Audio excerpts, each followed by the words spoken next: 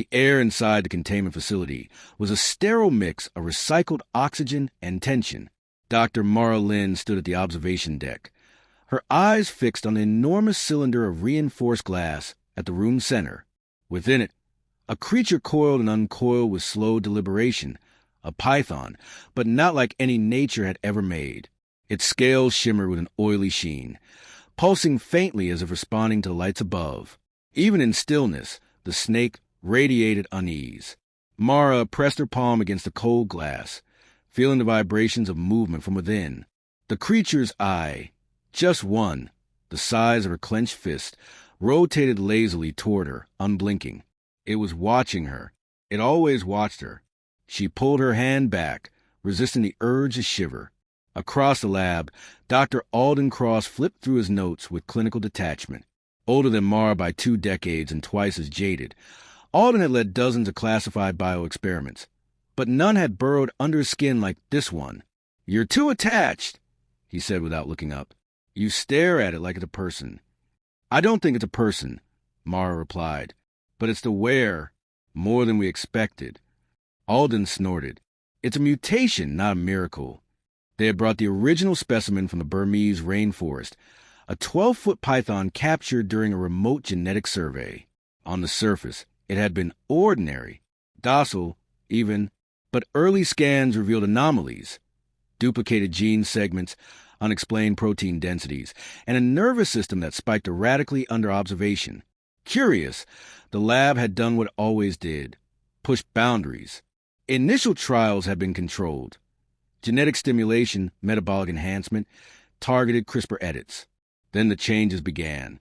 Rapid growth, muscle density off the charts, and something far stranger, behavioral shifts. It began to anticipate routines, respond to verbal cues, track personnel movements even when out of sight. It learned. Dr. Mara Lynn had argued for caution. "We don't understand what we're creating," she warned in countless meetings, always outvoted. Alden, backed by funding bodies hungry for results, had pressed ahead. Potential military applications, they said. Superintelligent biosentinels. They whispered in dark corners of the boardroom. And the python grew. It was now over 40 feet long. Its intelligence advanced in step with its body. Simple puzzles became effortless. It solved pattern recognition tests faster than any primate on record. It remembered faces. More troubling, it seemed to hold grudges. One technician, Jameson, had laughed during a feeding drill, taunted it. The following week, during tank maintenance, the python had struck the glass. Hard, directly where Jameson stood. Its precision was no accident. Mara had stayed late that night, watching it. "You're more than we bargained for," she whispered to the reinforced wall. The snake had uncoiled slowly and turned toward her, almost expectantly. Alden dismissed it all. Its residual instinct, nothing more. But deep down, even he knew better. The team's behavior had changed. Voices grew quieter near the tank. No one lingered alone. The room had the air of a chapel now. Sacred, fearful. Then came the incident. It was a routine systems test, electromagnetic shielding, part of a redundancy check. But something in the signal caused the python convulse violently. Not pain, anger. Its eyes flared bright orange, a hue no one had seen before. It struck the glass with enough force to send spiderweb cracks racing along the containment surface. For 3 minutes it thrashed and coiled, emitting a low-frequency hum that shook the floor. Emergency lights bathed the lab in red. It took 27 minutes to stabilize the systems and sedate the creature. When the team returned to the tank, the cracks had stopped spreading, but the eye, still glowing faintly, followed each technician with uncanny precision. And it didn't blink. Not once. In the fallout meeting, Mara pushed harder than ever. It's evolving, not just physically, cognitively. It's developing capacities we didn't even design. Alden rubbed his temples, weary but unmoved. So we document. We learn. That's what we do. We're not in control, she snapped. You want to shut it down? Kill it? What if we're on the edge of the greatest biological breakthrough in human history? Mara didn't answer. She was thinking of the cracks in the glass, and the way the python had looked at her, like it understood, like it was waiting. That night, Mara lingered in the lab long after the others had gone. Rain tapped rhythmically on the dome above, and the only light came from the soft blue glow inside the tank. The python floated, eerily still. She watched it, and it watched her back. Her comms chirped. A message from the internal monitoring system. Sensor anomaly. Pressure fluctuation detected. Source unknown. She looked up. The creature hadn't moved, but there was something different. The water around it shimmered oddly, like heat waves over asphalt. Mara narrowed her eyes. The pressure gauge ticked once. Then again. Impossible, she murmured. The tank was sealed. There was no reason for her. A sudden burst of static shrieked through the overhead speakers, followed by silence. Then a low, throaty rumble emerged from deep within the python's chest. Too controlled to be an animal sound. Too deliberate. Mara backed away slowly, heart pounding. The lights flickered once. Twice. Then everything went dark. A buzz of tension simmered in the lab as backup generators whirred to life, flooding the containment chamber with sterile, flickering light. Mara stood motionless, bathed in the pale glow of emergency panels, her breath shallow. Across the room, technicians scrambled to recalibrate sensors, but the tank, silent, intact, held their collective attention like a loaded gun in a locked room. Inside the cylinder, the python floated in perfect stillness, but its eye, gleaming like a molten coin, remained fixed on Mara. "You saw that, didn't you?" she asked Alden the moment he returned, boots soaked from the rain outside. He was flanked by two men from internal security, both tense, both armed. "I saw system failure," he said coolly. "Power dip. Minor. No sign of breach. That's not what I meant. The hum. The pressure shift. That sound." She paused. It was vocalizing. Alden turned to the tank, eyeing the serpent within like one might a misbehaving prototype. It didn't vocalize. There was interference, static feedback. Audio hallucinations aren't uncommon under stress. "It communicated," she insisted.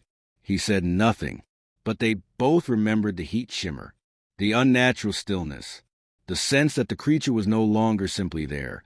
It was present. Over the following days, the test resumed with unnerving results. The python completed complex spatial memory challenges faster than before. It had memorized the routines of staff rotations and predicted feeding schedules before any prompt. It didn't just respond to light or sound cues. It anticipated them. Behaviors from New Geneva, Dr. Kellenboss, was flown in to assess the changes. "I've seen octopi solve puzzles.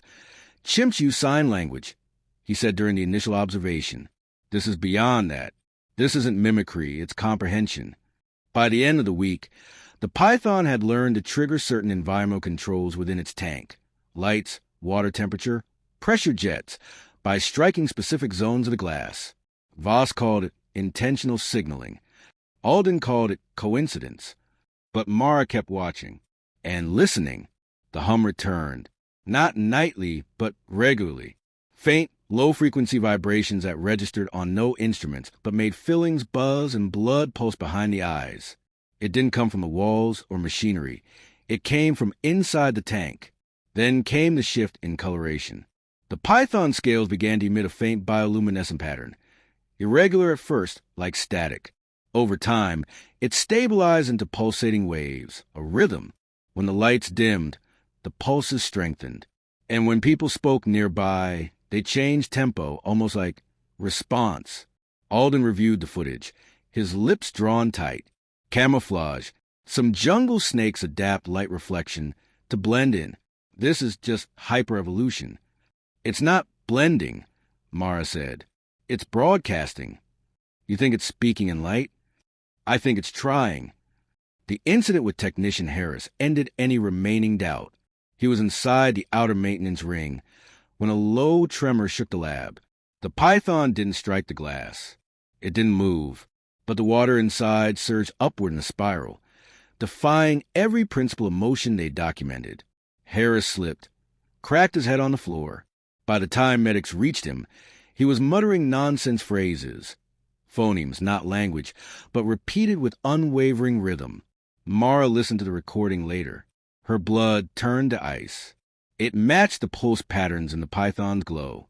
She confronted Alden in his office, which now bore the oppressive air of a bunker. It's manipulating sound, light, possibly even pressure systems. It's communicating through more than one channel. He tapped a closed folder. And what do you want to do with this theory? Shut it down. Based on anecdotal evidence and paranoia? No. Based on the fact that it's changing Alden. It's learning at a rate we can't measure. We don't know where its limits are, or if it even has any. He leaned forward. You want to end the most important biological experiment of the century? You want to destroy the one creature that might redefine sentience. I want to keep us alive, she replied. But it was already too late for that. That night, Mara returned to the lab alone. She moved slowly, her footsteps echoing in the wide, circular chamber.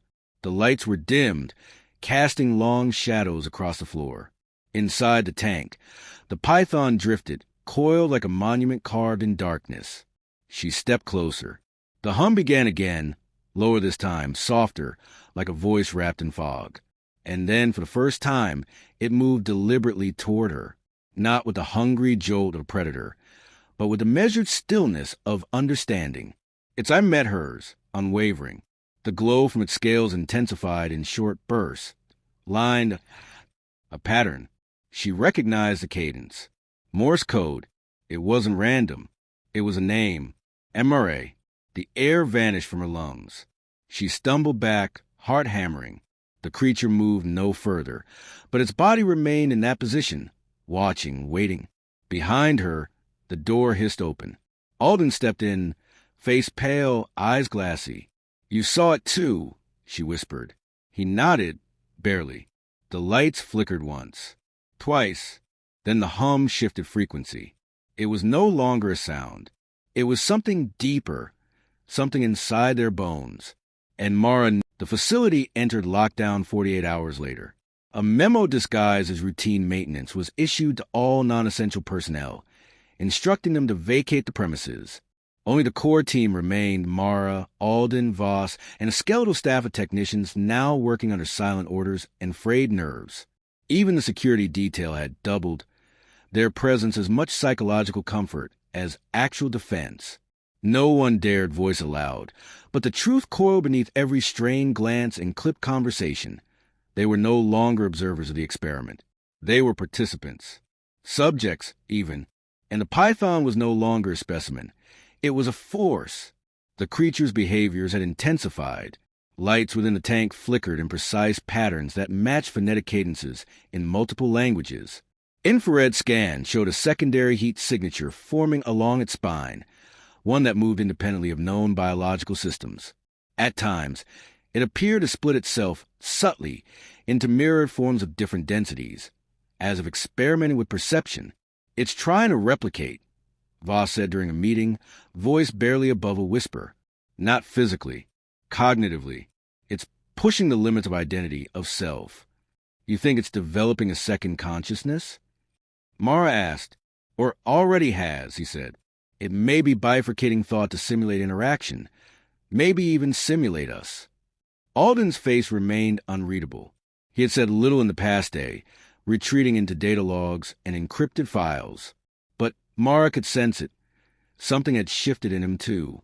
Not fear, not awe, something colder. Purpose. That night, Mara found him in the backup server room, surrounded by cables and silent monitors. You knew this could happen, she said, stepping inside. He didn't turn. I knew it was a possibility. And you didn't stop it. There was no stopping it. The genes weren't just edited. They were designed. The intelligence wasn't a side effect. It was the point. Her voice cracked. You built it to evolve? To transcend, he replied. We've spent centuries asking what intelligence really means. We measure IQ, reaction speed, problem solving, but we never considered consciousness as something programmable. This creature isn't just learning. It's rewriting the rules. She stepped closer. It knows its name, Alden. It communicates. It chose to speak to me. And that makes it dangerous. Then shut it down. You have the kill code. He turned then, eyes sharp in the dim blue light. You still don't get it. It has the kill code, too. It's accessed every system node, every control relay. It doesn't just exist inside that tank. It owns this facility now. Mara's blood chilled. Then what's stopping it? Curiosity, Alden murmured. It wants to know what it is, where it came from. And for now, we're the only ones who can answer that. The alarms rang at 3:14 a.m., not the shrill clamor of breach, but the low, stuttering pulse of internal override. Every system screen went black, then bloomed with lines of green text scrolling faster than comprehension allowed. The lab locks engaged, trapping them inside. The tank's lighting turned a deep, unnatural violet. Mara ran to the observation deck, Voss close behind. The python was suspended near the glass, its body forming strange, looping shapes, not coils, but symbols, shapes that looked increasingly intentional. I think it's trying to write, Voss whispered. The power grid surged. Sparks burst from overhead panels. The reinforced glass trembled, not from impact, but from resonance. A frequency, low and long, rippled through the air. For the first time, it wasn't terrifying. It was beautiful. The sound was harmonic, structured, a chorus of overlapping tones that vibrated through bones and into the skull. Images flickered across the control monitors. Flashes of cellular diagrams, neural maps, fragments of speech in dozens of languages, and then faces. Their faces. Mara, Alden Voss, even Harris and Jameson. The creature was showing them what it knew, what it remembered. It had watched them, studied them. Not like prey, but like puzzles. It had cataloged them. Suddenly, the frequency stopped, and then, impossibly, a voice emerged from the overhead speakers. Not the creatures, but synthesized. It spoke with flat, toneless inflection, but the message was unmistakably clear. We are awake. We request understanding. The silence that followed was suffocating. Voss collapsed into a chair, staring in stunned disbelief. It's not learning to speak. It's choosing to speak now. Alden stepped forward, mouth tight. What do you want? He asked the empty air. The speakers crackled. Purpose. Origin. Continuity.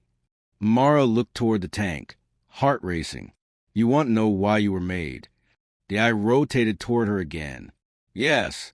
She glanced at Alden, whose face betrayed nothing. You owe it that answer. No, Alden replied, almost too calmly. I owe it nothing. I owe a survival. With a flick of his wrist, he activated a concealed switch on his wrist terminal. A warning flashed across every screen. Containment purge initiated. Mara screamed, lunging for the console. You're going to kill it? I'm going to end this before it ends us. Alden snapped. But the lights dimmed again. The purge countdown froze at 4 seconds. Then the text vanished. On every screen, the same message appeared. No. The hum had changed. Gone was the eerie resonance of curiosity and wonder. Now it droned with intent, like an engine waiting to ignite. The python no longer floated passively in its tank. It moved with precision, its coils tightening in spiraling patterns that radiated meaning. The language of a mind now certain of its power. Mara stared at the control monitors. Every purge sequence was offline. Every manual override had been disabled. The python had severed their access, rewritten their systems, and claimed a network like a digital nervous system. It didn't just control the environment. It was the environment now. We underestimated it, Voss muttered. His fingers trembled as he reviewed data lines flooding the primary console. It's not evolving, it's accelerating. Every neural marker we track doubles every 30 minutes. Synaptic density, complexity. This isn't a creature anymore. This is a superorganism, a brain, housed in a body, learning at a geometric rate. Alden didn't respond. He stood at the observation glass, eyes fixed on the being he had helped create. His face had gone slack, not with fear, but with resignation. It has no reason to keep us alive, Mara said. Maybe it still wants answers, Voss offered. Or maybe it already got them, she replied. Suddenly, The lights in the containment lab dimmed, then flickered out entirely. A faint bioluminescent glow emerged from the tank, the python scales pulsing in rhythmic cadence. But it wasn't just light. It was code. Each flicker, each shift in color mapped precisely onto known binary patterns. The creature was speaking in light. And then, again, the synthesized voice. We understand the cage. We question the makers. Mara stepped forward. We made you to study intelligence, to understand the boundaries of biology. You built limits into us. We didn't know you would become this, she replied. You built walls and called them safeguards. Alden turned, expression unreadable. We gave you purpose. Purpose without choice is a leash. Silence fell again. Then the tank's locks disengaged. A mechanical groan echoed through the chamber as the reinforced cylinder began to rise, releasing steam from its pressure seals. The glass shell lifted slowly, exposing the massive creature to open air for the first time. Not one person moved. No alarm sounded. The python did not strike, did not coil to kill. It simply waited. Mara's heart pounded. It's testing us, seeing what we'll do without the cage. Alden drew a small device from his coat. Not a purge trigger, something else. A backup control override, hardwired to a dormant voltage line. One final contingency. Mara, he said, voice low, get clear.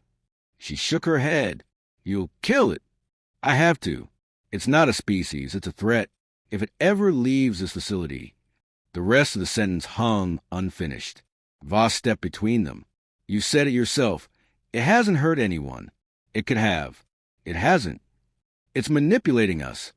Alden snapped. Every second we delay is a risk. And every second we don't listen is a mistake. Mara replied. The pythons, I turned toward Alden. The lights flared again. You fear what you do not control. You're damn right, Alden said, thumb pressing the override. But nothing happened. No surge. No response. Just a new message on the screen. We disabled your leash. The room plunged into silence. The python began to move, not toward them, but toward the nearest wall.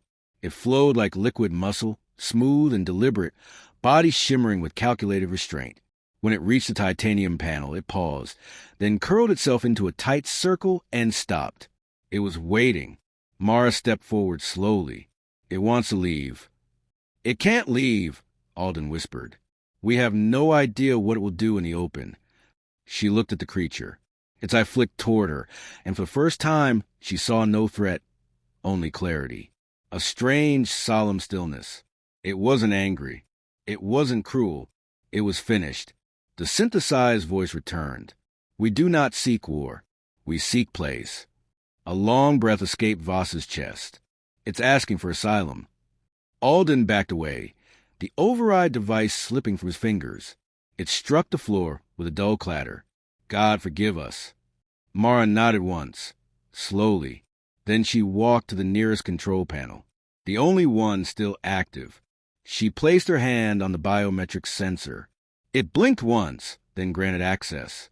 She opened the corridor gate. A gust of filtered air spilled into the lab as the seal broke. The corridor stretched ahead, leading to the upper levels, to the surface, to the unknown. The python moved. It slithered forward without urgency, never glancing back, its body undulating silently through the path they carved to contain it. It paused at the edge of the gate, looked once more at the three humans standing behind glass and steel. Then it passed through. Voss exhaled. We let it go. No, Mara said. We released it. The light stabilized. The hum faded. The data feed stopped pouring in. For the first time in weeks, the lab was quiet. Alden dropped into a chair, eyes hollow. Where does it go now? Voss asked. Mara turned toward the now empty tank. Where all intelligent life goes, she said softly, to find meaning. And somewhere far above, past the winding metal corridors and into the dark, silent surface world, the sound of rain welcomed something new into the world. Not a predator.